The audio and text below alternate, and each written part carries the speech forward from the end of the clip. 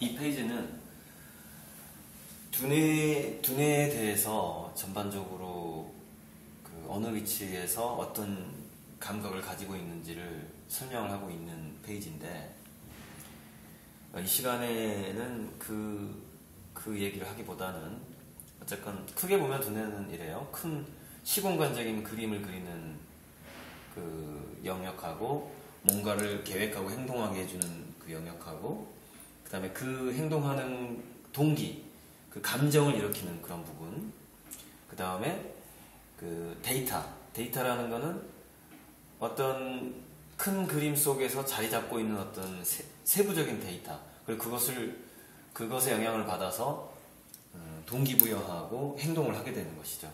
그런 식으로 크게 나뉘는데, 두뇌 발달에서 가장 중요한 부분은 어떤 그 시냅스를 만들어주는 영양물질이라든가 시냅스를 만들어주는 유도물질 같은 것들이 교감신경계하고 관련이 된다는 거예요.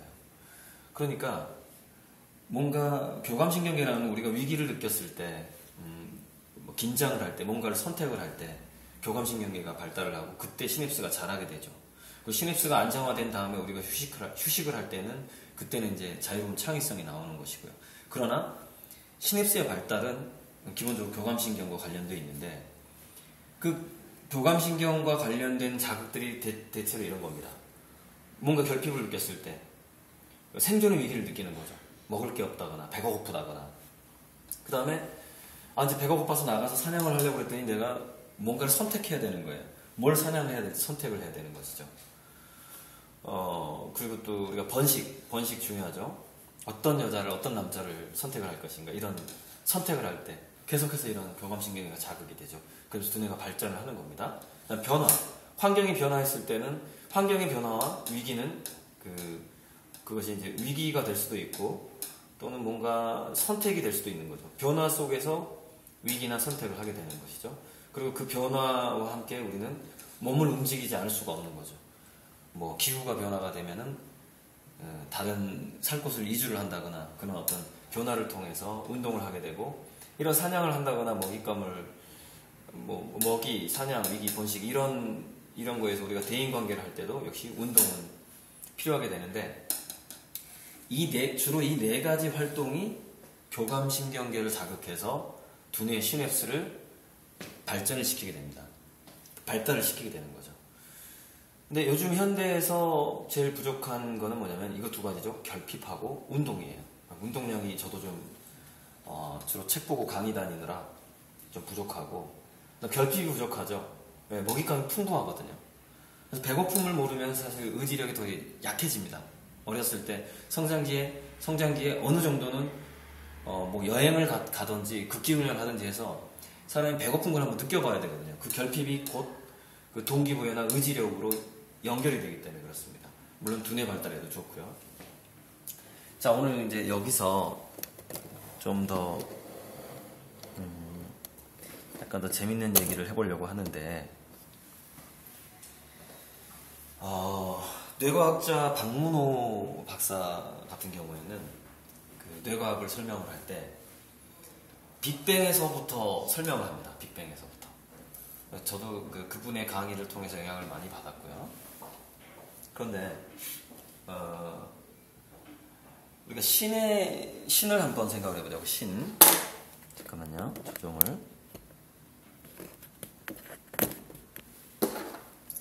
신을 생각해보자고. 제가 이 이야기는 학생들한테도 해주기도 하고 학부모들한테 해주기도 하는데, 신은 세 가지 특성을 가지고 있어요. 전지부터 출발해야 되는데 전지, 전능, 그 다음에 편재성을 가지고 있죠. 어디에나 있는 거죠. 그걸 유비쿼터스라고 하죠. 모든 걸 다 알고 모든 게 다 가능하죠. 자, 그런데 제가 지금 뭘 설명하려고 하는 거냐면, 전지전능한 신이 있었을 때 빅뱅을 여기에서 우주라는 것을 만들었을 때 why 왜 그런 선택을 할 수밖에 없었느냐를 제가 그동안 공부한 걸 가지고서 추측을 해보는 건데, 여기는 두 가지 개념이 들어갑니다. 카오스라는 개념 좀 알아야 되고, 그 다음에 엔트로피라는 개념이 모르시면 검색해서 좀 자세하게 알아보시면 좋을 것 같고요. 뭐냐면요, 누군가가 전능감을 느꼈을 때는요, 결국 이 전능감은 어떤 식으로 결론이 나게 되냐면은, 아무것도 할 필요가 없는 무위로 가버립니다. 무위. 생각하는 대로 모든 게 다 이루어지는 사람들은 뭔가를 하려는 의지가 점점점 상실이 되죠. 그래서 왜 존 러스킨이 그랬죠. 행복하려면은 자기가 좋아하는 일을 너무 많이 하면 안 된다는 거예요. 조금 해야지 그 좋아하는 게 계속 유지가 된다는 거죠. 전능이라는 것은 자기가 좋아하는 건 다 할 수 있단 말이에요. 그렇게 됐을 때는 결국에는 그 좋아하던 것도 별로 안 좋아지기 시작하면서 무위가 되어버리는.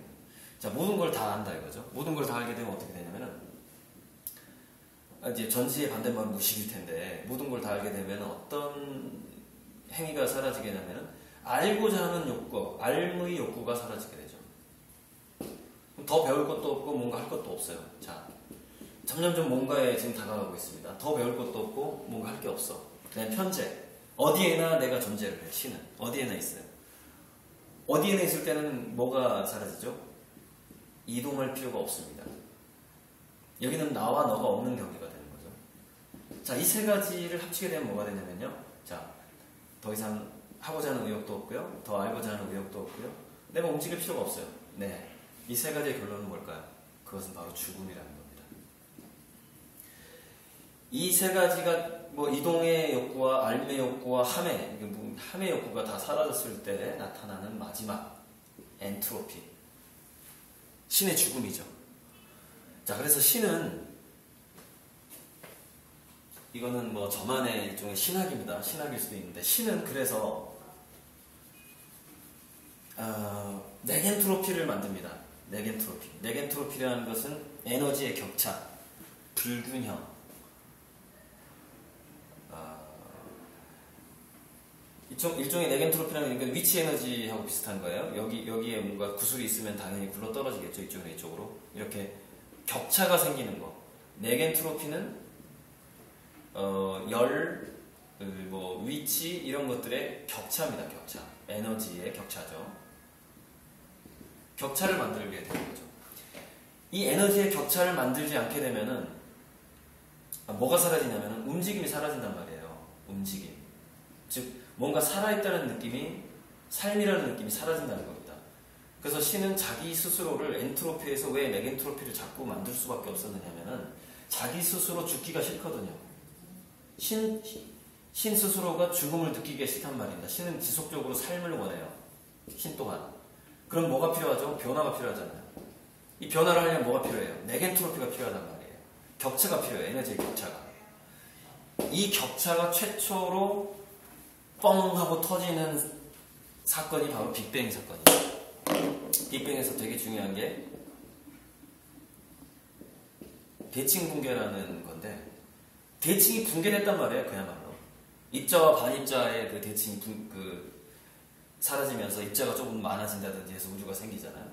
그 다음에 그 우주의 힘, 강한 행력, 약한 행력, 전자기력, 중력, 이런 네 가지 힘이 따로따로 분리가 된다든지 이런 식으로 뭔가 격차를 자꾸 만들고 뭔가를 분리시켜요. 너와 나를 분리시킨단 말이죠.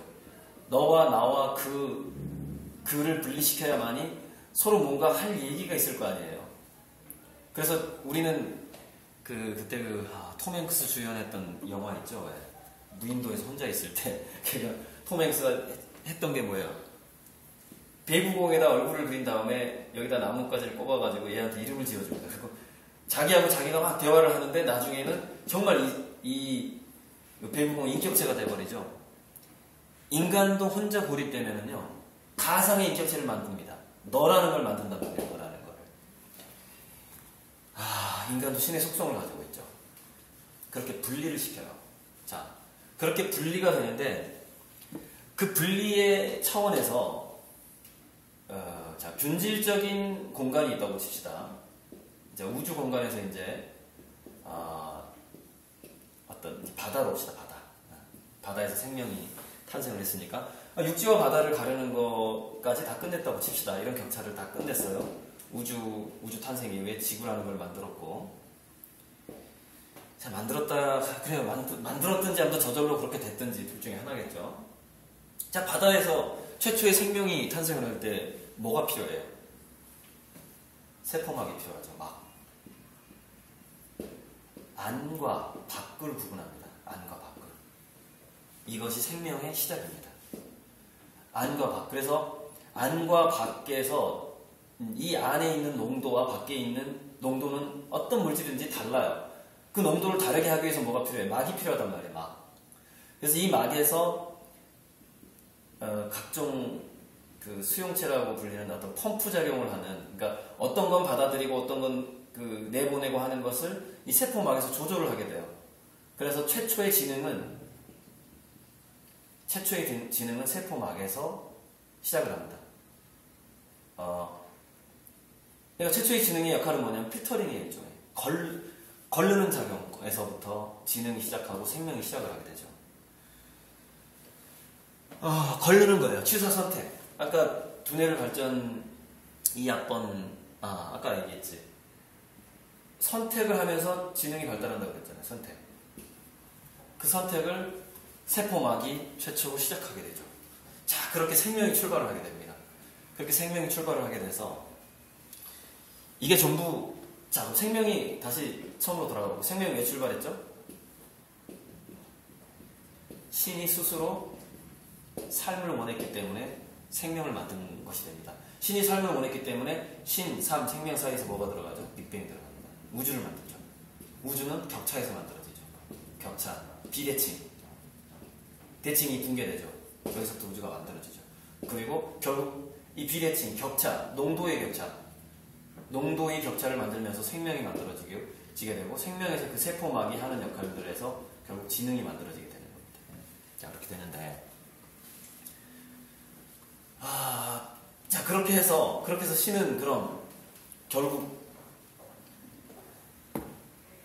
마지막에 뭘 원할까? 신이, 자, 그럼 생명이 출발해가지고 중간중간 다 건너뛰고요. 그것이 진화라면은 단세포에서 쭉 그 인간까지 됐을 것이고, 만약에 진화론을 안 믿는다, 나는 죽어도 진화론은 못 믿겠다. 그럼 뭐예요? 이 다양한 각 단계 생명체를 한꺼번에 창조를 한 거 아니에요. 어떤 고생물학자는 갑자기 이름이 생각이 안 나는데, 그 고생물학자는 신이 여러 번 창조했다라고 주장을 하기도 하죠. 각 지층마다 다양한 생명체들이 이렇게 존재한다라는 걸 발견하게 된 거죠. 그래서 신은 생명체를 여러 종류를 여러 번에 걸쳐서 창조했다고 주장을 하게 되죠.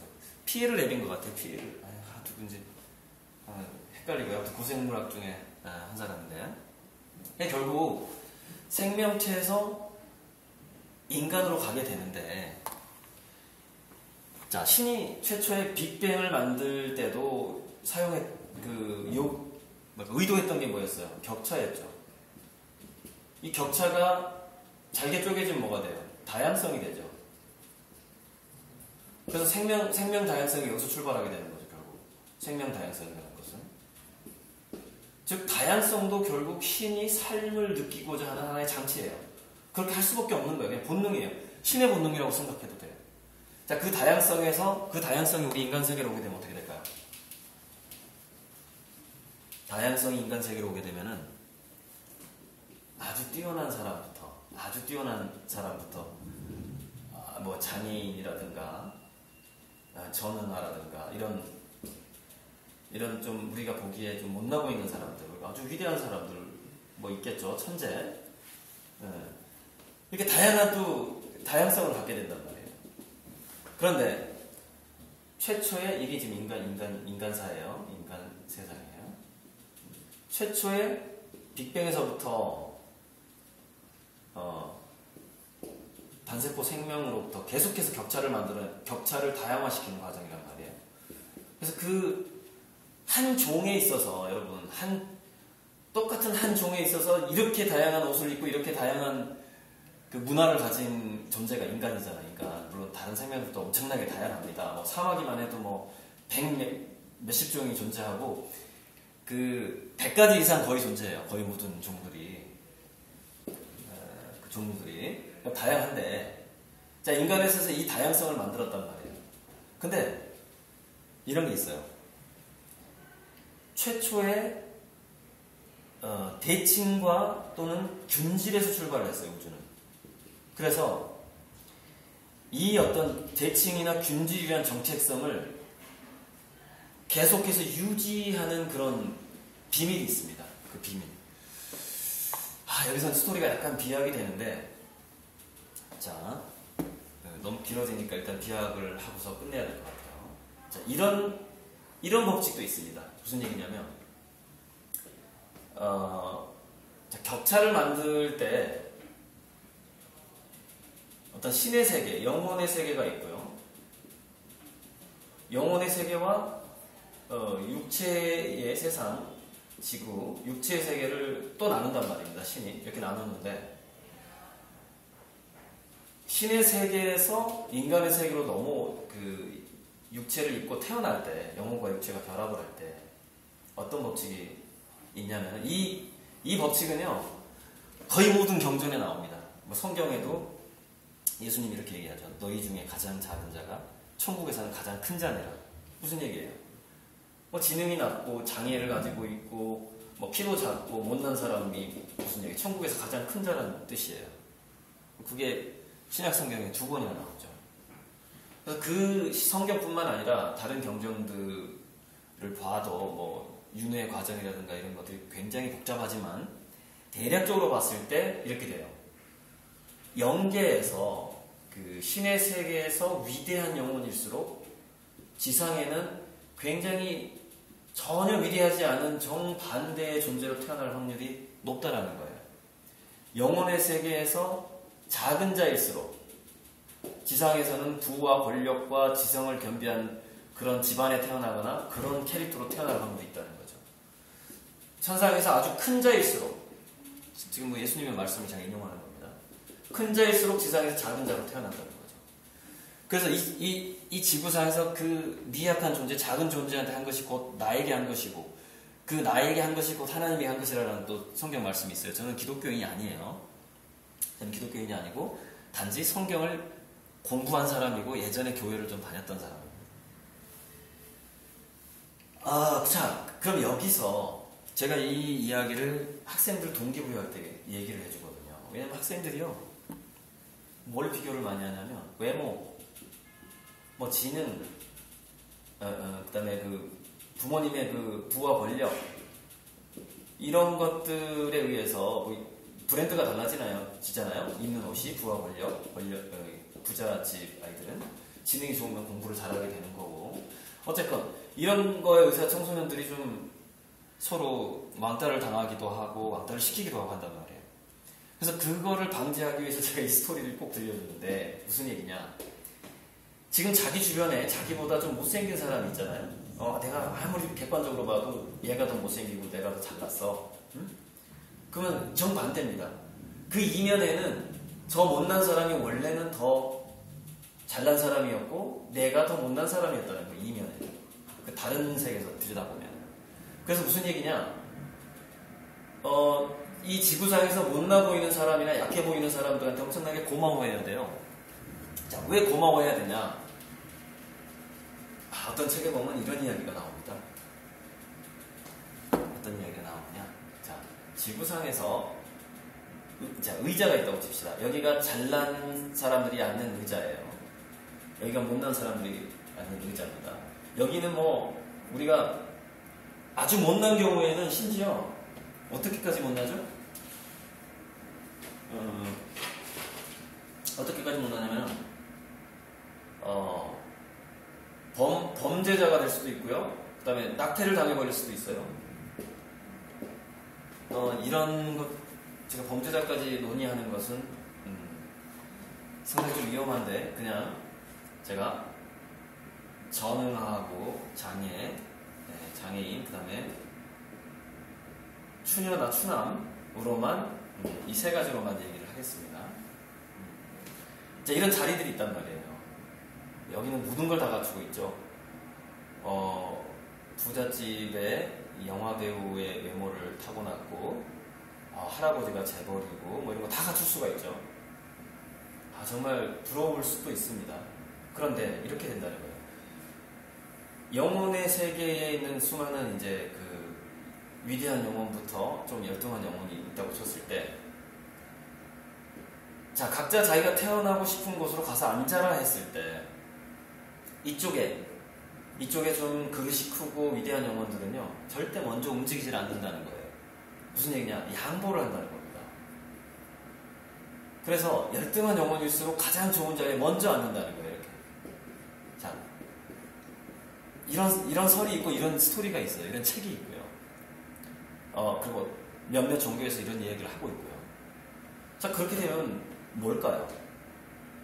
아주 잘난 집에 태어난 사람들의 다 그러는 건 아니지만 이 사람들의 기본적인 속성은 뭘까요? 기본적인 속성. 이기적일 가능성이 있고 조급할 가능성이 있습니다. 천상에서 자기들이 먼저 좋은 데 앉으려고 이렇게 몰려들었던 사람들의 확률이 높으니까요. 자, 이쪽 여기는 보통 사람들이고, 보통 사람의 축에 못 끼는 사람들은 보통 사람들 자리까지 다 양보를 합니다. 그리고 가장 위대한 영혼들이 결국엔 이걸 차지하게 되는데, 자, 우주에서요,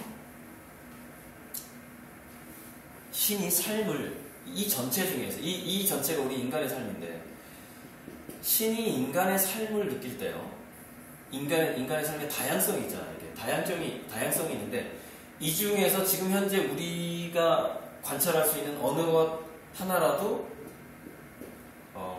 최초의 신으로부터 다 분리된 거죠. 신이 아닌 게 없어요. 그리고 어느 거 하나라도 뺄 수가 없어요. 신은. 그거는 뭐냐면,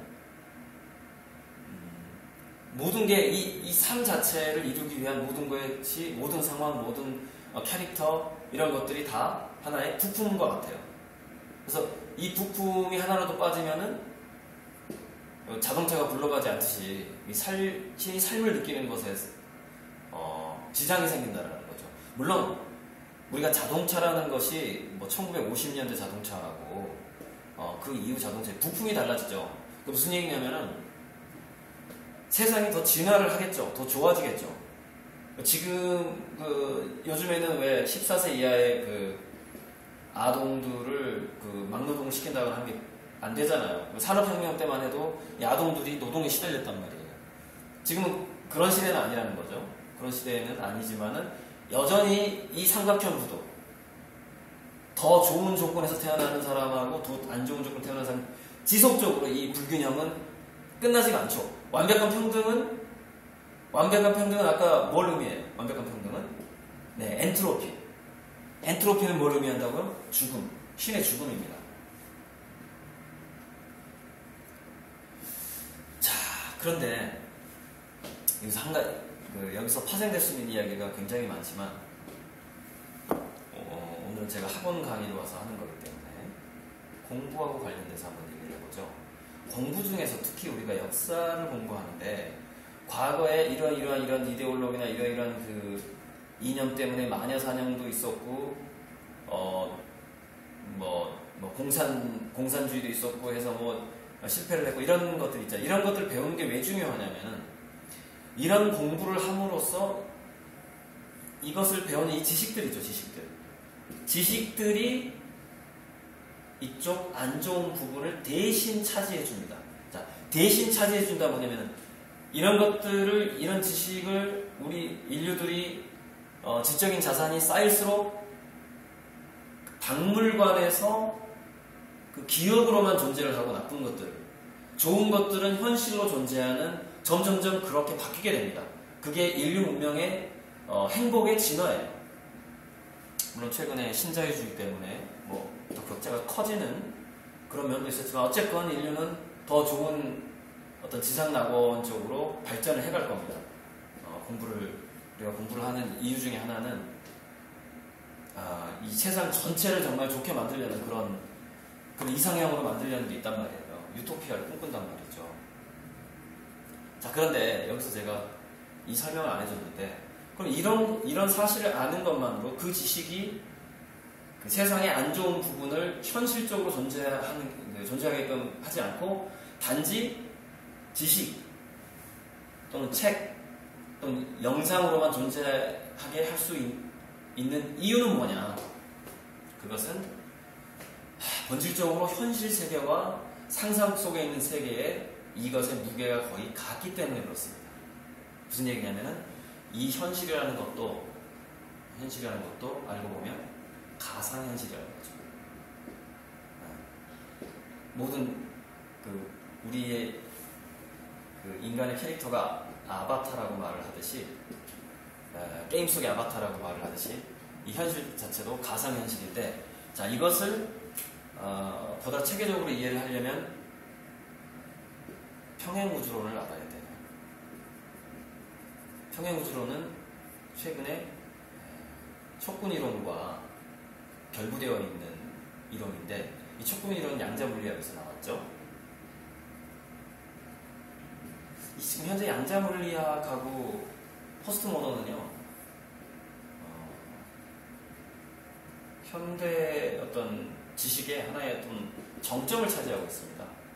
그래서 양자물리학을 통해서 평행우주론을 연구하는 데까지 가게 되면은 이 현실이 가상일 가능성이 있다는 것을 알게 됩니다. 이것까지 얘기를 하면 너무 길어지기 때문에 평행우주론과 양자물리학에서 촉분이론과 평행우주론으로 가서 이 현실이 가상일 수도 있다는 이야기는 다음에 기회가 되면 하도록 하겠습니다.